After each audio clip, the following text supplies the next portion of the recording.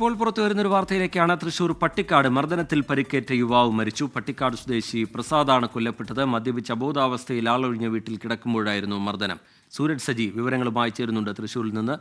സൂരജ്, ആരാണ് മർദ്ദിച്ചത് എന്നത് സംബന്ധിച്ചുള്ള വിവരങ്ങളൊക്കെ ലഭ്യമായിട്ടുണ്ടോ?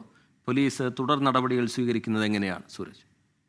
TK, ഇന്നലെ ഉച്ചയ്ക്ക് ശേഷമാണ് പട്ടിക്കാട് മൂലങ്കോട് വെച്ച് ഈ പ്രസാദ് എന്ന 42-കാരന് മർദ്ദനമേൽക്കുന്നത്. ഈ മദ്യപിച്ച അബോധാവസ്ഥയിലായ പ്രസാദ് ആളൊഴിഞ്ഞ വീട്ടിൽ, ഈ മൂലങ്കോട് തന്നെയുള്ള ആളൊഴിഞ്ഞ വീട്ടിൽ കിടക്കുകയായിരുന്നു. ഇതിനിടയിലാണ് സംഘം ചേർന്നെത്തിയ ആളുകൾ പ്രസാദിനെ മർദ്ദിക്കുന്നത്. ഗുരുതരമായി പരിക്കേറ്റ പ്രസാദിനെ കുറിച്ച് ഒരു വിവരവും ആർക്കും തന്നെ ഉണ്ടായിരുന്നില്ല. ഇന്ന് ഉച്ചയ്ക്ക് സമീപവാസികളായ ആളുകൾ എത്തി നോക്കുമ്പോഴാണ് ഈ പരിക്കേറ്റ നിലയിൽ പ്രസാദിനെ കണ്ടെത്തുന്നതും പിന്നീട് തൃശൂർ മെഡിക്കൽ കോളേജ് ആശുപത്രിയിൽ പ്രവേശിപ്പിക്കുന്നതും. പക്ഷേ ചികിത്സയിലിരിക്കെ ഇന്ന് രാത്രി 7 മണിയോടുകൂടി പ്രസാദ് മരിച്ചു എന്നുള്ളതാണ് പോലീസ് നൽകുന്ന വിവരം.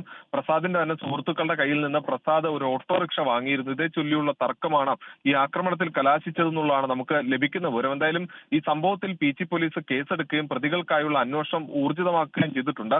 ഈ മർദ്ദനമേറ്റ ശേഷം ആരുടെയും ശ്രദ്ധയിൽപ്പെടാതെ ഈ ആളൊഴിഞ്ഞ വീട്ടിൽ കിടന്നതാണ് ഇത്തരത്തിൽ ഒരു ജീവൻ നഷ്ടപ്പെടുന്നതിലേക്ക് അടക്കം നയിച്ചതെന്നുള്ളതാണ് പോലീസ് കണക്കുകൂട്ടുന്ന TK. ശരി, സൂരജ് സജി തൃശൂരിൽ നിന്ന് വിവരങ്ങൾ പങ്കുവയ്ക്കുകയായിരുന്നു. മർദ്ദനത്തിൽ പരിക്കേറ്റ ആൾ മരിച്ചിരിക്കുന്നു. ലോകത്തെവിടെയായാലും ഏത് സമയത്തും 24 വാർത്തകളും ഓഗ്മെന്റഡ് റിയാലിറ്റി പാക്കേജുകളും എക്സ്പ്ലെയിനറുകളും വിശദമായി കാണാൻ ഞങ്ങളുടെ യൂട്യൂബ് ചാനൽ നിങ്ങൾക്ക് സബ്സ്ക്രൈബ് ചെയ്യാം.